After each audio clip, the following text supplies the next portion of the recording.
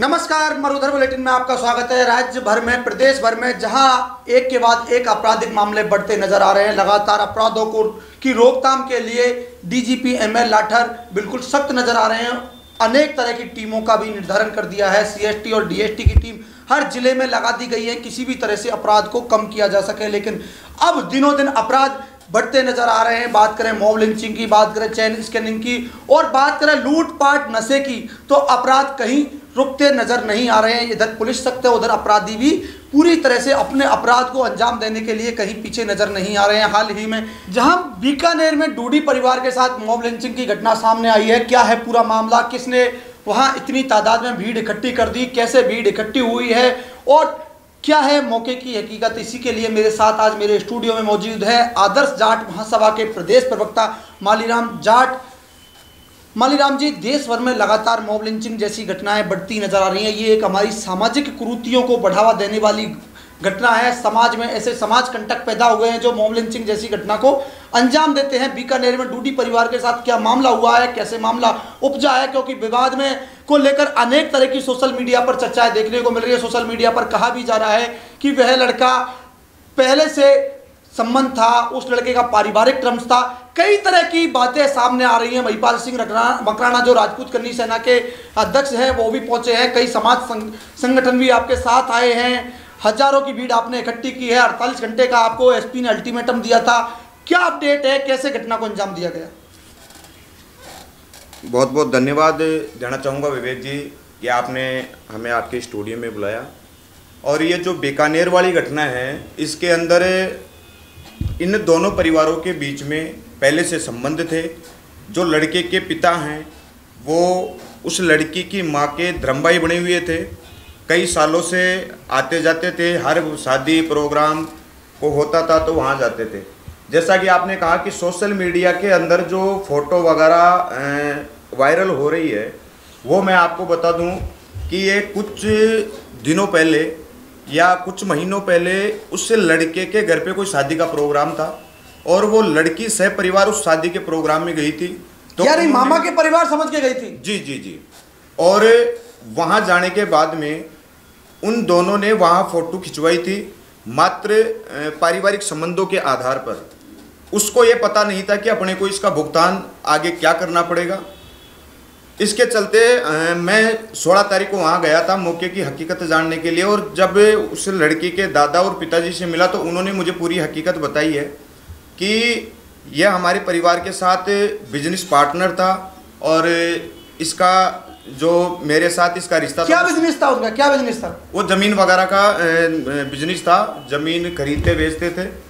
और जब उस लड़की ने पिता के दोस्त कोई सुमेर पूनिया था, उसके ऊपर 376 का मुकदमा दर्ज करवाया था, तब जाके परिवार को इसकी हकीकत का पता चला था। और जब लड़की को घर वालों ने समझाया तो वह लड़की कोर्ट में गई थी सुमेर पूनिया के पक्ष में बयान देने के लिए। जैसे ही बयान देकर बाहर आई तो वह लोग गाड़ी लेकर कोर्ट के सामने खड़े थे। गाड़ी के सामने जैसे ही लड़की गुजरी, लड़की को पकड़ के अंदर डाल लिए और लेके वहाँ से निकल गए। जब दादा ने आवाज़ लगाई, पीछे से पुलिस से जाकर उनको पकड़ती है। पकड़ने के बाद में पुलिस उनको थाने लेके जाती है। थाने ले जाने के बाद में वो कहता है कि साहब ये तो मेरी मिसेज है, इससे तो मेरी शादी हो गई, इसमें अपहरण करने वाली कौन सी बात है। तो पुलिस ने वो कागज़ दे के और 10 मिनट के अंदर अंदर उस लड़की के बयान लेकर उस लड़के के साथ भेज दिया, जो एक बेहद गलत था। लड़की की उम्र कितनी है? लड़की की उम्र कितनी है? क्या बताया जा रहा है? सोशल मीडिया पर अनेक तरह की अफवाहें। देखो, लड़के की उम्र जो है वो 21-22 साल के लमसम है और जो लड़की की उम्र है वो हाल ही में 18 साल हुई है। और मैं आपको बता दूं विवेक जी कि जिस समय नगर निगम में ये जो शादी का रजिस्ट्रेशन हुआ था उस समय लड़की की उम्र 18 साल नहीं थी, कुछ दिन कम थे। और मेरा मानना यह है कि अपने देश के अंदर जो कानून, बड़ा सवाल आपने खड़ा कर दिया मालीराम जी। रजिस्ट्रेशन के दौरान लड़की की उम्र 18 वर्ष नहीं थी। कानून ने उसे, मालीराम जी सवाल ढंग से सुनिएगा, कानून ने उसे मुकर्रम कर दिया, कानून ने उसे मान लिया। वहीं देश का कानून, देश का संविधान ये भी कहता है 18 साल से कम की उम्र में शादी नहीं हो सकती। लड़की की उम्र 18 वर्ष। लड़के की उम्र 21 वर्ष होना आवश्यक है। 6 दिन कम थी आपने कहा रजिस्ट्रेशन में। आपके कहे अनुसार शादी कैसे हो गई? क्या एक मोमडन परिवार हिंदू लड़की से शादी करने के लिए देश का कानून चेंज हो गया, या फिर अधिकारियों की निगाहें चूक गई, या फिर जेब भरी गई? क्या लगता है? देखिए, मुझे जहाँ तक इस मामले की जानकारी है जी, कोई भी प्रशासनिक अधिकारी हो, चाहे वो नगर निगम का हो, चाहे कोई प्रशासनिक अधिकारी हो, कोई भी बेवजह बिना कारणवश ऐसा रजिस्ट्रेशन नहीं किया।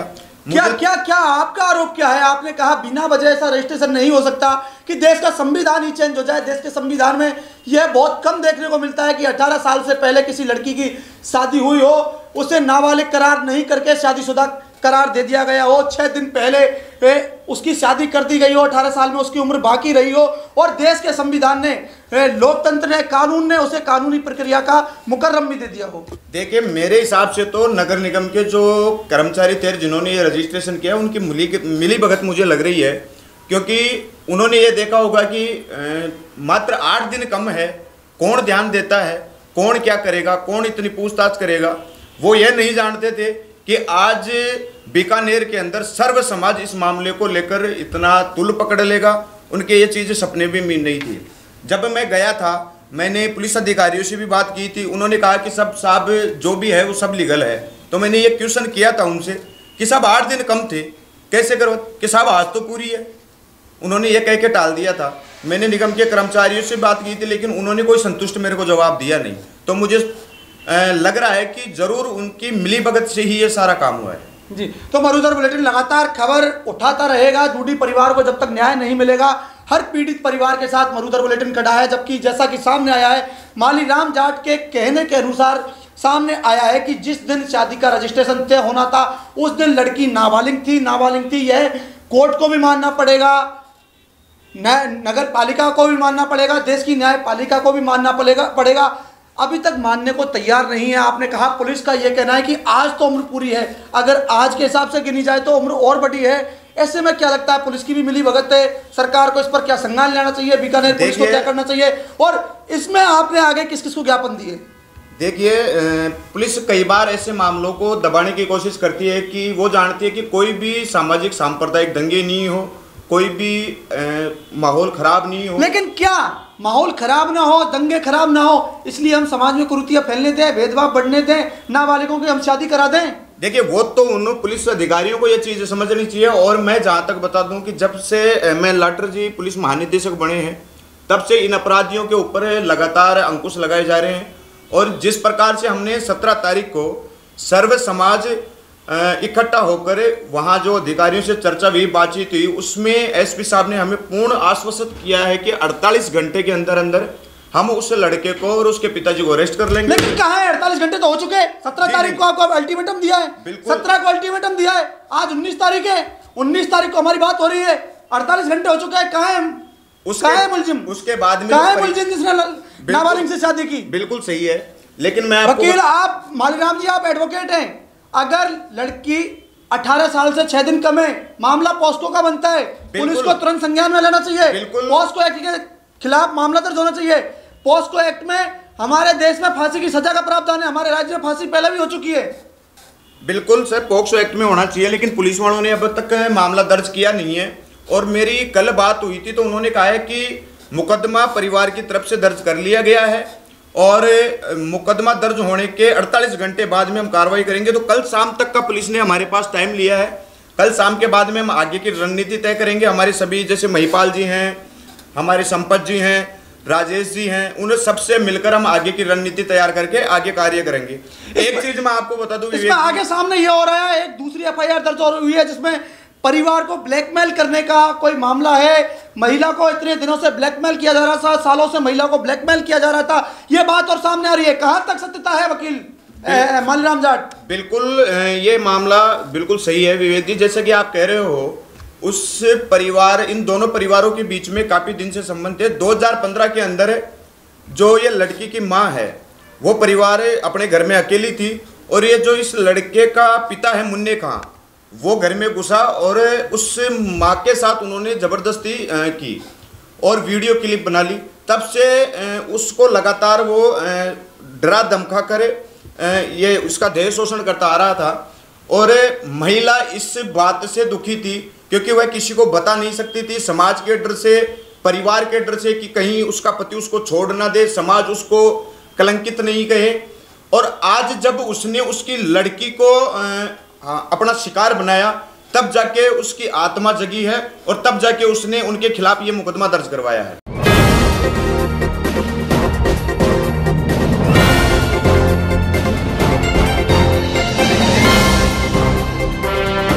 तो दोस्तों, बीकानेर जिले की यह घटना बिल्कुल अजीबोगरीब बिल्कुल सामने आई है। जैसा कि आपने देखा, मालीराम जाट ने बताया, मरुधर बुलेटिन के माध्यम से सच्चाई सामने लाई। मैं अब आपको डिटेल में बता दूं कि यह मामला एक ऐसा है जो मानवता और रिश्तों को शर्मसार करने का मामला है, जहां रिश्तों में पहले घर में प्रवेश किया गया, पहले बेटे ने माँ को बहन बनाया और फिर भांजी के साथ शादी कर ली। उसी बेटे का पिता उसी बेटी के माँ के साथ अवैध संबंध बनाने की कोशिश कर रहा था, ब्लैकमेल कर रहा था। वर्षों से ब्लैकमेल का जरिया था। बाप माँ के लिए और बेटा बेटी के लिए परिवार में नज़दीकियाँ बढ़ा रहा था। जहाँ तक का ये मामला है, वकील साहब, कितनी सच्चाई है कि बाप माँ के लिए, बेटा बेटी के लिए, लेकिन बेटा माँ का भाई बनकर परिवार में अंदर अपनी पहुंच बढ़ा रहा था। कहां तक सत्यता है इस मामले में? बिल्कुल, ये मामला बिल्कुल सही है। और जहां तक मैं परिवार से मिला था और मुझे जानकारी मिली है जी, जो परिवार के जरिए मिली है, ना कि कोई दूसरा व्यक्ति मुझे कहा है। मैं इस मामले की जांच करने के लिए मैं खुद पहुंचा था, क्योंकि जब मैंने उसके पिता और दादा का वीडियो देखा था तो मुझे बड़ा दुख हुआ कि एक परिवार अपनी इज्जत को बचाने के लिए, अपनी बेटी को वापस पाने के लिए ये कह रहा है कि साहब मेरी इज्जत तो चली गई, कोई बात नहीं, लेकिन मुझे मेरी बेटी दिला दो। अगर मुझे न्याय नहीं मिला तो मैं 17 तारीख को सह परिवार आत्महत्या कर लूँगा। उस बात से मैं बड़ा विचलित हुआ और विचलित होकर 16 तारीख को मैं वहाँ पहुँचा और पहुँचकर मैंने इस मामले की पूरी जानकारी ली है। और एक विवेक जी, मैं आपको एक बात और बता दूँ कि अपने राजस्थान के अंदर जो कानून बने हुए हैं, उस कानून के अंदर 3 प्रकार से अपने राजस्थान के अंदर शादियाँ होती है। पहले प्रकार से होती है कि लड़के और लड़की के माता पिता दोनों कोर्ट में जाकर ये कहें कि साहब हम सहमत हैं, हमारे बच्चों की शादी हम मानते हैं, इसका रजिस्ट्रेशन कर दिया जाए, इनकी शादी तय कर दी जाए, वहाँ शादी होती है। दूसरी जो प्रक्रिया होती है वो जिला कलेक्टर, जो उनके पास एक विशेष पावर होता है, जब लड़का लड़की शादी के लिए आवेदन करते हैं तो लड़की और लड़के दोनों परिवारों को लीगल नोटिस भेजा जाता है। तामील होने के पश्चात वो कलेक्टर साहब तय करते हैं कि इनकी शादी करनी है या नहीं करनी है। तीसरी शादी अपने राजस्थान में जहाँ तक मुझे पता है वो होती है आर्य समाज में। लेकिन कुछ समय पहले हाई कोर्ट ने कुछ नियम कानून कायदे इसके लिए बना दिए थे कि आप भी अगर शादी करवाते हो राजस्थान के अंदर तो आप भी दोनों परिवारों को लीगल नोटिस भेजोगे, उसके पश्चात ही आप शादी करवाओगे। इस मामले को अगर अपन देखें और इसकी जहाँ तक सच्चाई है कि जो सोशल मीडिया पे शादी की फ़ोटो वायरल हो रही है, वो फ़ोटो बेहद पुरानी है, वो अब की नहीं है। तो उन्होंने शादी कहाँ की, शादी किस समाज में की, मुस्लिम समाज में की तो किस आधार पे की, और जब रजिस्ट्रेशन निगम के कर्मचारियों ने जब लड़की की उम्र ही पूरी नहीं थी तो कैसे कर दी, ये सारी चीज़ें देखने लायक है। और इसमें मिली भगत जो है वो सामने आ रही है और इस परिवार के साथ एक बहुत बड़ा अन्याय हुआ है। इसे लव जिहाद का मामला दिया गया है। मालीराम जी, आप अनेक जगह ज्ञापन भी दे रहे हैं, चौमू एसडीएम को आपने मुख्यमंत्री के नाम ज्ञापन भी दिया है। ज्ञापन में क्या क्या बात कही है? देखिए, ज्ञापन में मैंने कहा है कि ये मामला लव जिहाद का है, क्योंकि पहले भी एक मेरे पड़ोसी गांव का मैं नाम नहीं लेना चाहूँगा क्योंकि वो मामला पुराना हो चुका है, मेरे सामने एक पहले भी मामला आया था। उस मामले के अंदर मेरी पूरी भूमिका रही थी।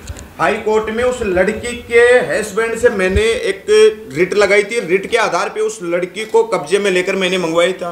और जब वो लड़की हमारे पास आई, जब उसने हमारे को सत्यता बताई कि ये कुछ जादू टोना करते हैं, हाथ पे ताबीज़ वगैरह बांधते हैं, गले में ताबीज़ बांधते हैं, सिर पे ये नींबू काटते हैं, और ऐसी घटनाओं से ये लड़की को अपने कब्जे में कर लेते हैं। क्योंकि देखो विवेक जी, आप अच्छी तरह के जानते हो कि हम हिंदू और अपन सब हिंदू धर्म को मानने वाले लोग हैं, इन चीज़ों में विश्वास करते हैं और ये चीज़ बिल्कुल सत्य है।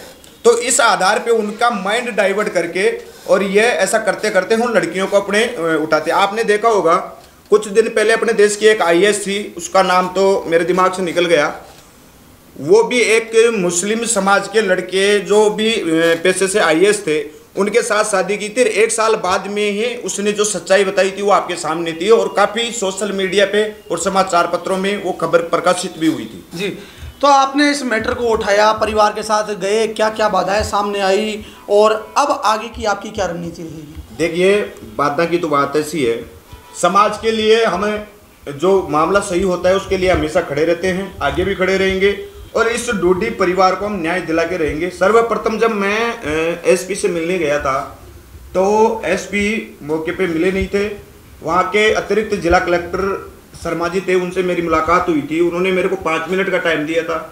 5 मिनट बाद में वो कहते हैं कि साहब ना तो एडिशनल एसपी है ना एसपी है, आप बाद में आइएगा, आपको मिला देंगे। जब हम सब लोग मेरे कार्यकर्ताओं के साथ हम बाहर खड़े थे, हमारे राजेश जी थे और भी काफ़ी लोग थे, तो एक पुलिस अधिकारी आके हमारे को कहता है कि यहाँ से हटो नहीं, लाठीचार्ज करेंगे। हमने कहा भाई किस आधार पे आप लाठीचार्ज करोगे? क्या हम हाई हुल्ला कर रहे हैं यहाँ? हम यहाँ अपनी दूरी बनाई, कोरोना गाइडलाइन की पूरी पालना करते हुए यहाँ खड़े हैं, आप किस आधार पे लाठीचार्ज करोगे? और आप करना चाहते हो करो, आप करना चाहते हो करो, हम यहाँ से हटेंगे नहीं, हम यहाँ से अड़ेंगे नहीं, हमें न्याय चाहिए। हमारे डूडी परिवार के साथ अन्याय हुआ है, हमारे समाज के साथ अन्याय हुआ है, हमारे धर्म के साथ अन्याय हुआ है। फिर 15 मिनट बाद में एडिशनल एसपी आते हैं। अरे जब बाहर एडिशनल एसपी गए हुए थे तो वो कहाँ से आ गए 15 मिनट में? तो कहीं ना कहीं इसमें कानून भी अपने पैर पीछे खींच रहा है। जी,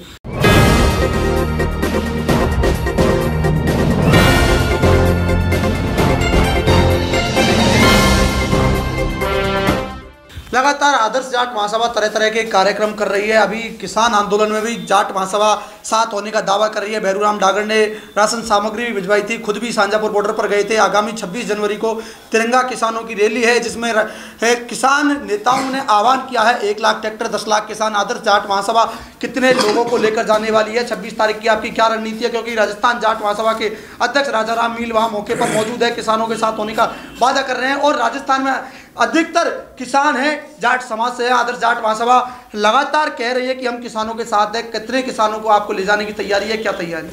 देखिए, यह बात तो कुछ कहने लायक है नहीं कि जाट समाज की ज़्यादा किसान है। आज हर समाज के अंदर किसानी करते हैं और देश का 60% लोग किसान हैं और अपना देश किसानों के पीछे चल रहा है, ये सरकार को मानना चाहिए। लेकिन जिस प्रकार से मोदी सरकार हट धर्मिता के ऊपर अड़ी हुई है, किसानों को दरकिनार कर रही है, आपको मैं बता दूं कि लगभग 1.5 महीने से ऊपर इस आंदोलन को चलते हुए हो गए। कई हमारे किसान भाई शहीद हो गए। 2 महीने होने वाले हैं, 2 महीने होने वाले हैं। 26 तारीख को 2 महीने हो जाएंगे। बिल्कुल, 26 तारीख को 2 महीने हो जाएंगे। कई हमारे किसान भाई शहीद हो गए और हमारे आदर्श जाट महासभा के प्रदेश अध्यक्ष श्री भैरूराम जी डागर, हमें सभी कार्यकर्ताओं के नेतृत्व के अंदर हम बॉर्डर पर पहुंचे थे। काफ़ी हमने राहत सामग्री भी हम लेके गए थे और हमारा आगे का रूपरेखा जो 26 तारीख की आप बात कर रहे हो, हमारे कार्यकर्ता और किसान भाइयों के साथ हम वहाँ पहुँचेंगे और उनकी फुल मदद करेंगे।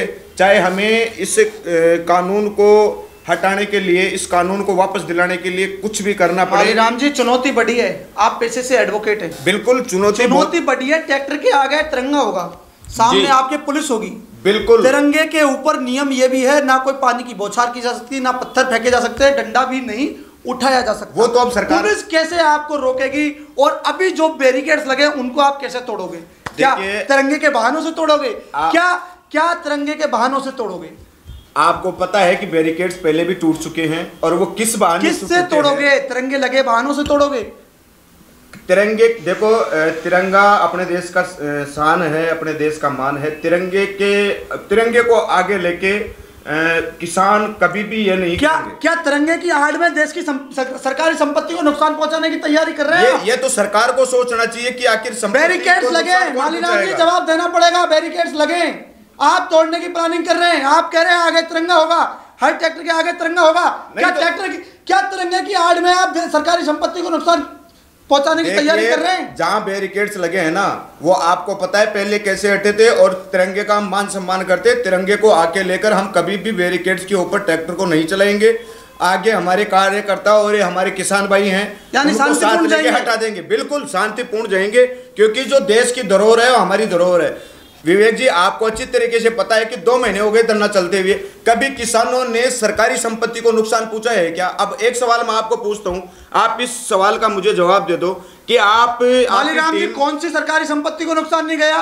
हाईवे बंद है, हाईवे पे आप बैठे हो, सिंगू बॉर्डर हाईवे पे बैठे हो, टिकरी बॉर्डर हाईवे पे बैठे हो, गाजीपुर बॉर्डर हाईवे पे बैठे हो, शाहजहांपुर बॉर्डर हाईवे पे बैठे हो, सीधा रास्ता है, टेढ़ा होकर जाना पड़ रहा है, लोगों को मुसीबतों का सामना करना पड़ रहा है, सड़क खुद चुकी है, किसान के विरोध के कारण सरकार ने सड़क खोदी है, गड्ढे किए हैं, क्या वो सरकारी संपत्ति नहीं है? नहीं तो सरकार ने क्या, आखिर सुनो, आखिर एक चीज बताओ मुझे विवेक जी, अगर किसान दिल्ली चले जाएंगे तो उसमें कौन सी आफत आ जाएगी? सुप्रीम कोर्ट कह रहा है, सुनो मेरी बात, सुप्रीम कोर्ट कह रहा है आप दिल्ली जाएं, सरकार कह रही है, दिल्ली सरकार एक जगह हम दे देते हैं, उस जगह के आंदोलन कर लें, आप क्यों राजी नहीं हो रहे हो? बिल्कुल, क्यों? अगर हम कह रहे हैं, सुनो, अगर आपकी मंशा नहीं है कि हम सरकारी संपत्ति को नुकसान नहीं करें तो आप जाएं, हम जाने के लिए तैयार हैं, हम जंतर मंतर पे जाने के लिए तैयार हैं। आखिर सरकार अपनी हठधर्मिता पे क्यों अड़ी हुई है? आखिर उसको किस बात का डर है किसानों के दिल्ली आने से? मैं मानता हूं, एक चीज बताओ, सुनो विवेक जी, मैं किसान आंदोलन के पक्ष में हूं, मैं मानता हूं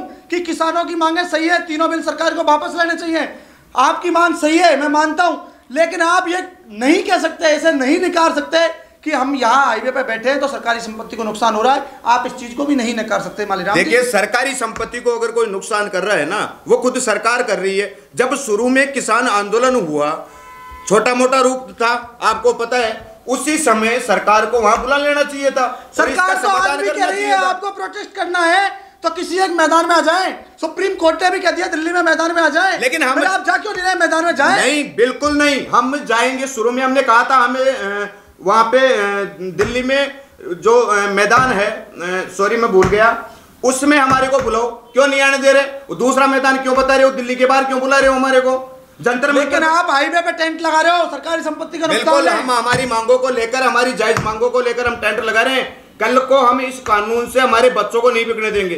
सीधी सीधी बात है विवेक जी, आप अच्छी तरीके से जानते हो कि समय रहते हुए अगर ये कानून नहीं हटे तो आने वाले समय के अंदर किसान बिल्कुल ही खत्म हो जाएगा, उनके परिवार, उनके बच्चे भूख के लिए तरसेंगे, रोटियों के लिए और एक एक दाने के लिए मोहताज हो जाएंगे। यानी आदर्श जाट महासभा भी पूरी तरह से मुस्तैद है और पूरी तरह से 26 जनवरी की तैयारियों में जुटी हुई है। हर खबर और हर अपडेट के लिए देखते रहिए मरुधर बुलेटिन।